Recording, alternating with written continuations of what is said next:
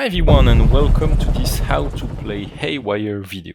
In today's video we are going to talk about the setup.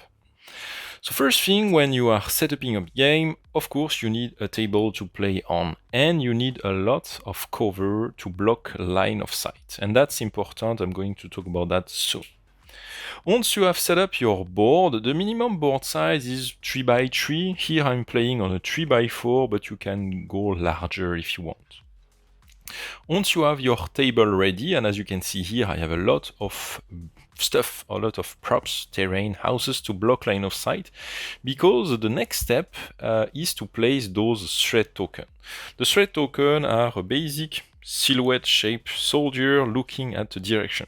You can use some standees like those. You can find that in the rules, a link to print them file, the STL file, but you can also buy them on the desktop website. You can also totally use just a sheet of paper with an arrow that works perfectly as well. You need to place them one for every 30 by 30 centimeter tile on your board. So here I have a 3 by 4 board. I have placed 12 of them, scattered evenly on the board. So there is a few on the favela here, but there is also some in the street down there. It's important to have a lot of terrain to block line of sight, because when one of your models have line of sight on those threat tokens, you will reveal what is on that threat token. And if there is no cover and you reveal all the threat tokens right at the start of the game, it will be way too easy to play that game. So that's important to have stuff to block line of sight, to not reveal all of them in the first turns. Once you have placed all those threat tokens evenly on the board, the next step is to place the spawn point. Spawn points are points where a new enemy model can arrive on the board once the alert is raised. You need to place 6 of them and mark all of them with a D6 from 1 to 6. 3 of them should be on a table edge, so I have point number 1 here, I have point number 2 there, and point number 3 here. And 3 others should be a building towards anywhere on the board. So here I have 4, 5, and 6 over here. I've placed the dice at the top just so it's easier to see it, but the new soldier will arrive at the ground floor.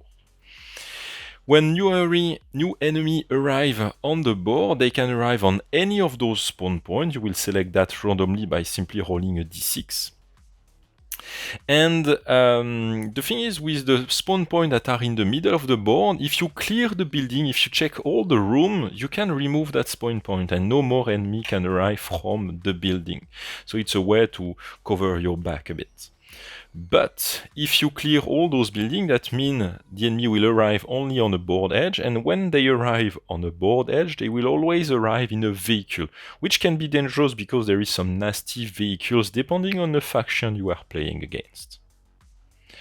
The next step is, depending on your scenario, to place a few civilians. So here I am there is the favela here, but here there are some civilian buildings, so I've placed a few civilians here and there. There are some enemy classes that may target civilian and you need to protect them as well, so that's why some of them are here. Finally, once the board is fully set up like that, you need to do 2 things. The first thing is to draw an operation. There are 30 operations available in Haywire, the second edition. The operation you pick will have a small briefing section, and a small setup. The setup might need to move a few things on the board depending on the mission you are picking from. And a lot of missions involve not knowing the exact location of the objective. And that's where you will need those objective tokens here, if they can focus on it. There is always 2 red ones, which represent a false objective, and 1 green one, which represents the actual real objective of the mission. When you have a mission that requires those tokens, you just shuffle them, place them face down, so you don't see in advance where the real objective will be, and you place them where it makes sense based on the operation. So here, for example, let's say the last mission I did, I needed to search some vehicle. So I will have just put the token this way on top of each vehicle, and when one of my soldiers interact with the vehicle, I will reveal it. There are also some objectives that just require line of sight. So for example, you are looking for a mortar position. So in this case, you will just place the threat token, the objective like that on the board, and when one of your model get line of sight on the token, you can reveal it and see what we have. Once you have picked up the operation, the last thing is to select the infill point. The deck you will have is a different color. That was one of my old design, but I decided to use different color just so it's easier to differentiate the deck once you pack the game. So yeah, you need to pick one of those infill cards that will define where to place your assaulting team. And the next step is of course to select the assaulting team. There are many units present natively by default in the game. Some of them are tier 1, like we have on this sheet over here, and some of them are tier 2, which represent the regular army. Tier 1 are the special forces. You can pick the team you want. There are many teams available, and each team have a dedicated role. The Hunter team is a bit the jack of all trades. It comes with a bunch of classes that can tackle any sort of mission. The Neptune team, for example, here is focusing on direct action with a breacher, a pointman, or a dog handler. There are some other units dedicated to training local forces or to counter-terrorism with the breacher and the shield operator.